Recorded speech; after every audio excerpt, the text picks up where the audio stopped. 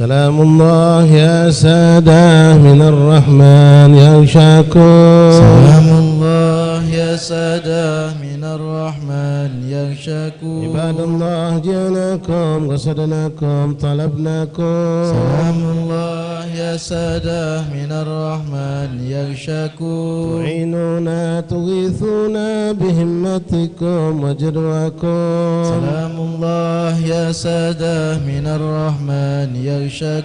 فأحبونا وعاتونا عطاياكم هداياكم. سلام الله يا سادة من الرحمن يغشاكم.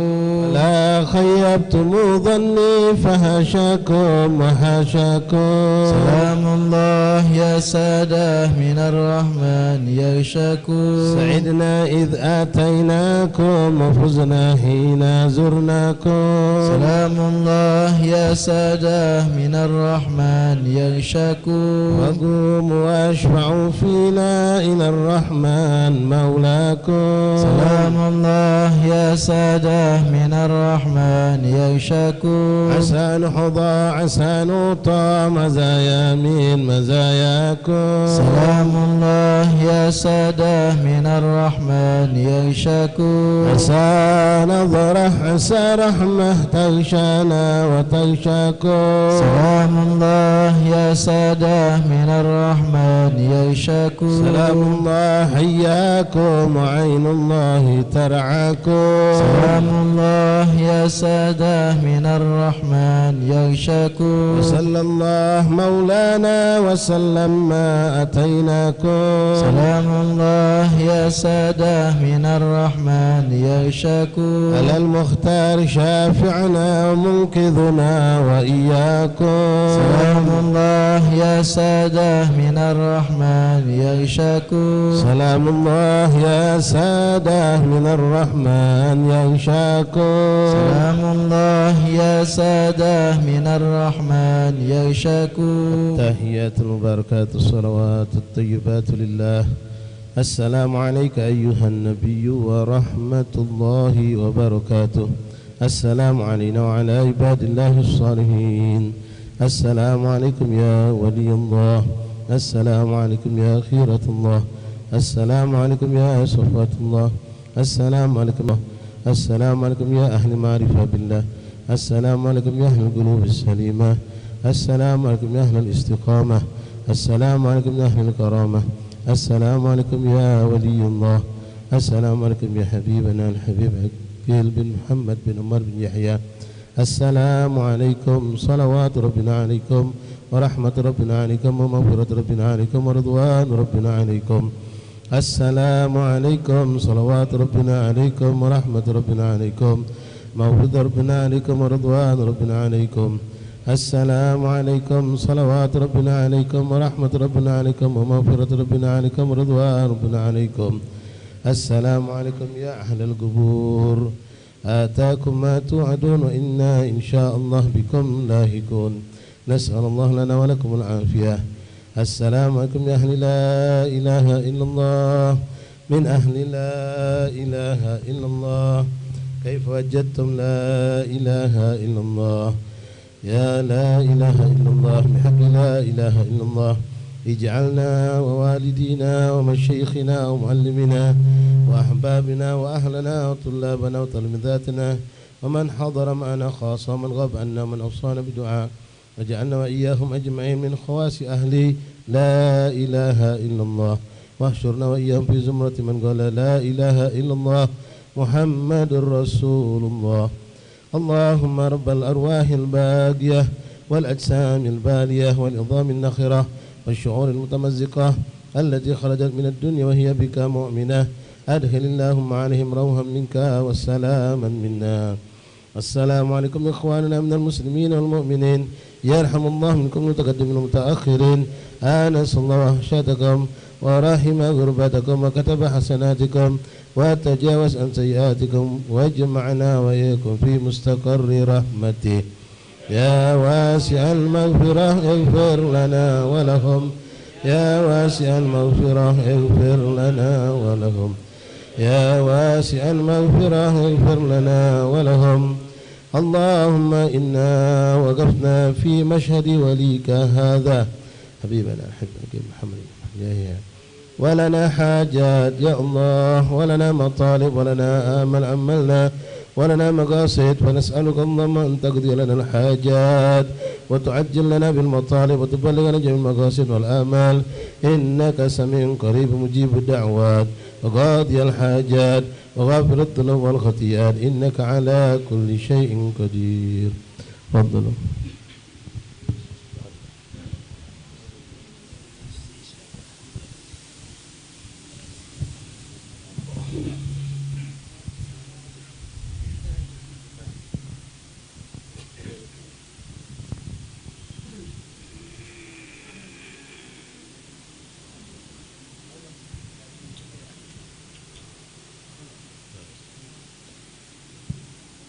صحيح استأذن حياك ما شاء الله، عرفنا سيدي جزاكم الله خير ان شاء الله. الله يبارك فيك ان شاء الله. الفاتحة وقراءة الصلاة والسلام على خير الأنام سيد الأكوان سيدنا محمد بن عبد الله صلى الله عليه وسلم. نوينا امتثال أمر الله تصديق النبي محمد صلى الله عليه وسلم محمدا فيه وشوقا إليه وتعظيما لقدرته ولكون أهل ذلك، فتقبله من فضلك وإحسانك وأزل غفلة عن قلوبنا واجعل من بارك الصالحين. اللهم نحق النبي صلى الله عليه وسلم ورب النبي صلى الله عليه وسلم لا من هو أباؤنا وأصحابنا الصالحين مثل هذه الزيارة بقراءة الصلاة على النبي صلى الله عليه وسلم بالآيات القرآنية أن الله نور قلوبنا وقلوبنا زكي أنفسنا وحسن أخلاقنا وجميع الأحوال الظاهرة والباطنة، الله يرفع عنا والمسلمين عامة، إخواننا في فلسطين خاصة وفي لبنان وفي اليمن وفي سوريا كل البلاء والوباء والمرض والسقم والألام وتسلط الأعداء، أن الله يرحمهم ويحفظهم ويرعاهم، أن الله يفرج كربهم، أن الله يشفى أمراضنا خصوصا من وصول الشفاء، أن الله يبارك لكم فيما سعينا وما أوينا، أن الله يرزقنا لكم نظرا خاصة إلى خاصة من خاصة تعالينا عليكم فتوحا على في الدنيا والتأويل، أن الله جعلنا لكم هادي المهتدين غير الضال ولا مضل، جعلنا وإياكم باركا في كل حين قرة عين سيد المرسلين والحكمة وإياكم بالصالحين، أوينا بنا آباؤنا وأصلافنا الصالحين إلى زر أوليائك وأتقيائك، ومن وصيب لك المنصب الزمان من قبل الزمان، دخل نيتنا في نية مع عملا في أمن وخلاق وأخلاق من صالحة جالبة كل خير في كل شر، وما ونواه بنا ومن حسن ونواه بنا حبيب النبي شرف وسلم والشيخ الأجمعين وإلى حضرة النبي. فاتحة. أعوذ بالله من الشيطان الرجيم. بسم الله الرحمن الرحيم. الحمد لله رب العالمين الرحمن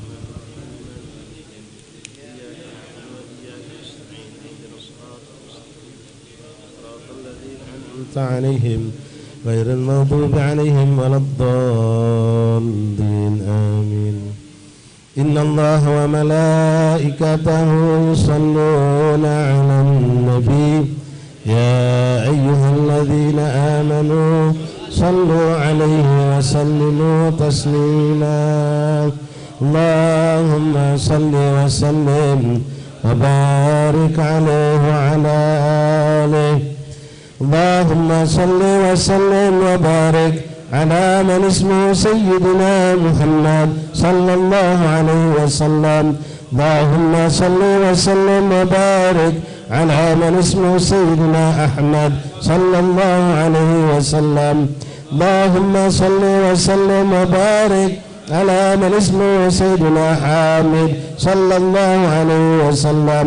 اللهم صل وسلم وبارك على من اسمه سيدنا محمود صلى الله عليه وسلم. اللهم صل وسلم وبارك على من اسمه سيدنا أحمد صلى الله عليه وسلم. اللهم صل وسلم وبارك على من اسمه سيدنا وحيد صلى الله عليه وسلم. اللهم صل وسلم وبارك على من اسمه سيدنا ماهد صلى الله عليه وسلم. اللهم صل وسلم وبارك على من اسمه سيدنا هاشم سيدنا حاكم سيدنا طه سيدنا ياسين سيدنا محمد صلى الله عليه وسلم. اللهم صل وسلم وبارك على من اسمه سيدنا طاهر سيدنا مطهر سيدنا طيب سيدنا سيد سيدنا محمد صلى الله عليه وسلم. اللهم صل وسلم وبارك على من اسمه سيدنا رسول، سيدنا نبي، سيدنا رسول الرحمة، سيدنا قريب، سيدنا محمد صلى الله عليه وسلم. اللهم صل وسلم وبارك على من اسمه سيدنا جامع، سيدنا مقتفي، سيدنا مكفي، سيدنا رسول الملاحم، سيدنا محمد صلى الله عليه وسلم. اللهم صل وسلم وبارك على من اسمه سيدنا رسول الراحة، سيدنا كامل، سيدنا إكليل، سيدنا مدثر، سيدنا محمد صلى الله عليه وسلم.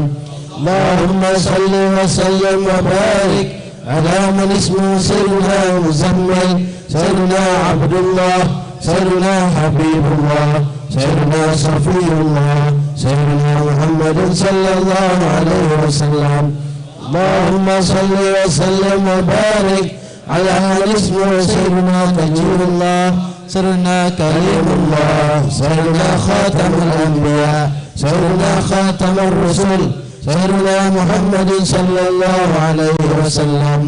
اللهم صل وسلم وبارك على من اسمه سيدنا محيي، سيدنا منجٍ، سيدنا مذكر، سيدنا ناصر، سيدنا محمد صلى الله عليه وسلم. اللهم صل وسلم وبارك على من اسمه سيدنا منصور، سيدنا نجي الرحمة، سيدنا نبي التوبة، سيدنا حريص عليكم، سيدنا محمد صلى الله عليه وسلم. اللهم صل وسلم وبارك على من اسمه سيدنا معلوم، سيدنا شهير، سيدنا شاهد، سيدنا شهيد، سيدنا محمد صلى الله عليه وسلم.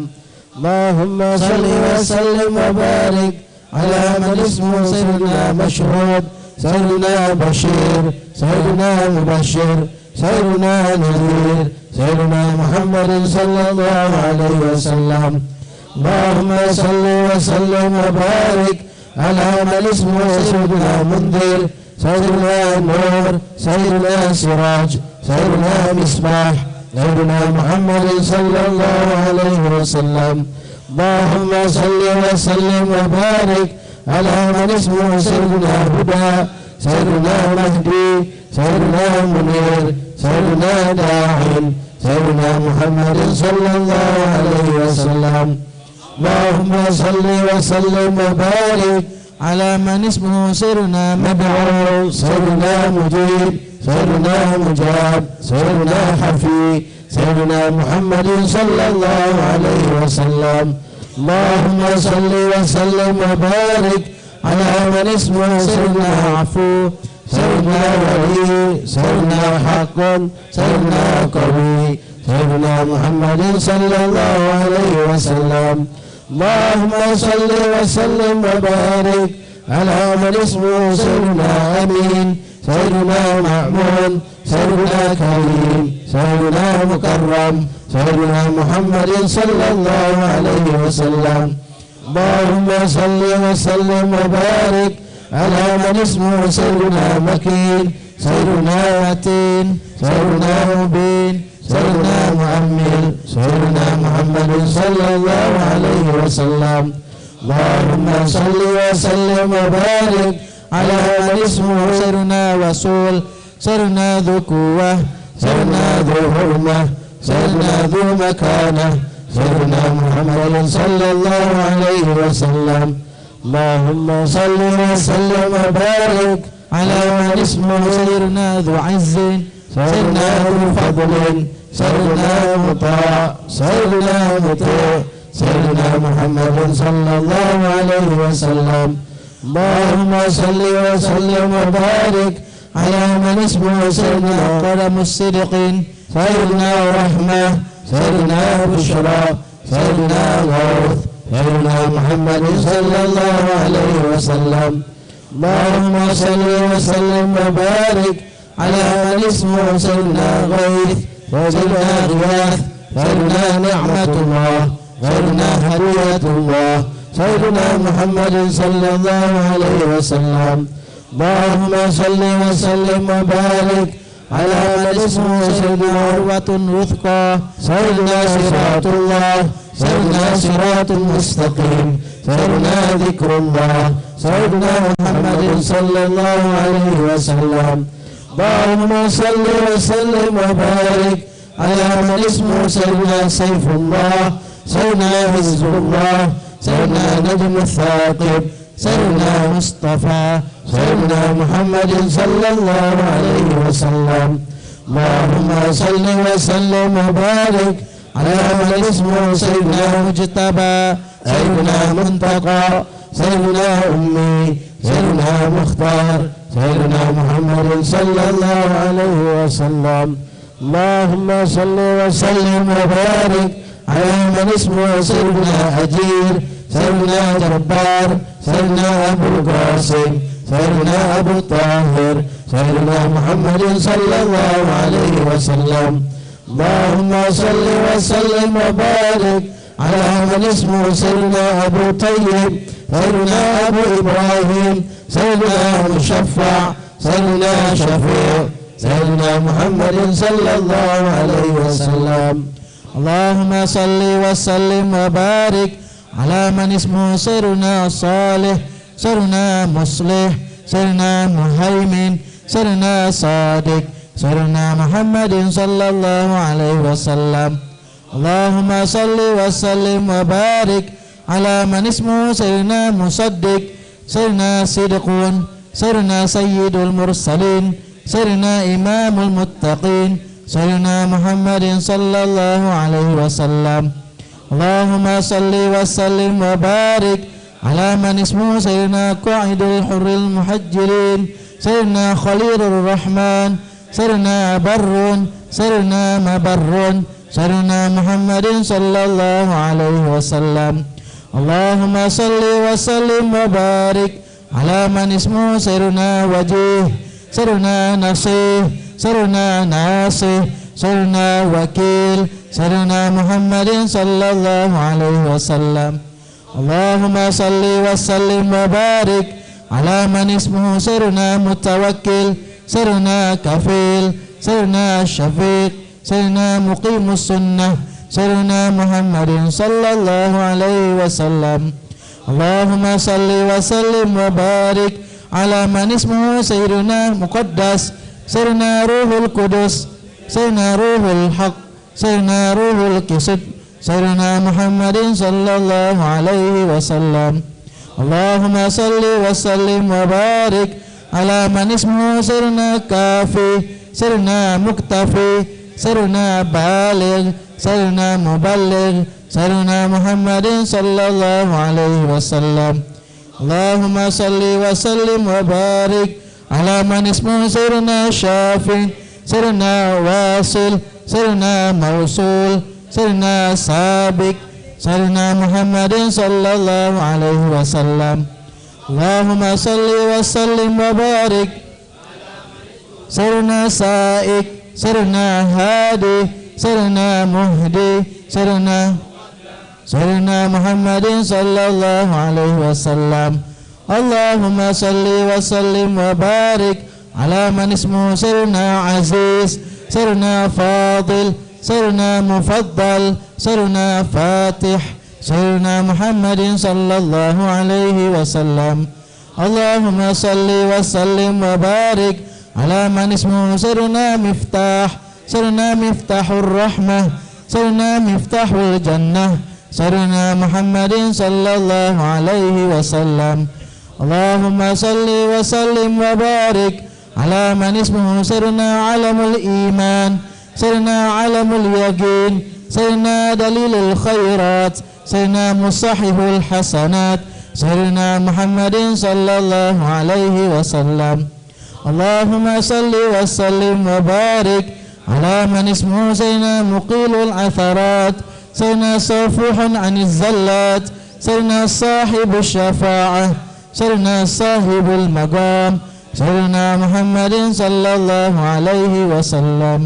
اللهم صل وسلم وبارك على من اسمه سيدنا مخصوص بالعز، سيدنا مخصوص بالمجد، سيدنا مخصوص بالشرف، سيدنا محمد صلى الله عليه وسلم. اللهم صل وسلم وبارك على من اسمه سيدنا صاحب الوسيلة، سيدنا صاحب السيف، سيدنا صاحب الفضيلة، سيدنا صاحب الإزار، سيدنا محمد صلى الله عليه وسلم.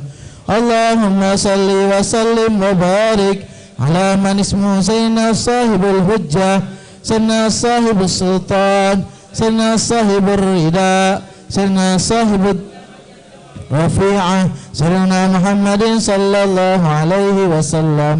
اللهم صل وسلم وبارك على من اسمه سيدنا صاحب التاج، سيدنا صاحب المغفر، سيدنا صاحب اللواء، سيدنا صاحب المعراج، سيدنا محمد صلى الله عليه وسلم. اللهم صل وسلم وبارك على من اسمه سيدنا صاحب القريب، سيدنا صاحب البراق، سيدنا صاحب الخاتم، سيدنا صاحب العلامة، سيدنا محمد صلى الله عليه وسلم. اللهم صل وسلم وبارك على من اسمه سيدنا صاحب البرهان، سيدنا صاحب البيان، سيدنا فصيح اللسان، سيدنا مطهر الجنان، سيدنا محمد صلى الله عليه وسلم. اللهم صل وسلم وبارك على من اسمه سيدنا رؤوف الرحيم، سيدنا عذوذ الخير، سيدنا صاحب الإسلام، سيدنا سيد الكونين، سيدنا محمد صلى الله عليه وسلم. اللهم صل وسلم وبارك على من اسمه عين النعيم، سيدنا عين الغر، سيدنا سعد الله، سيدنا سعد الخلق، سيدنا محمد صلى الله عليه وسلم. اللهم صل وسلم وبارك على من اسمه سيدنا خطيب الأمم، سيدنا علم الهدى، سيدنا كاشف الكرب، سيدنا رافع الرتب، سيدنا محمد صلى الله عليه وسلم.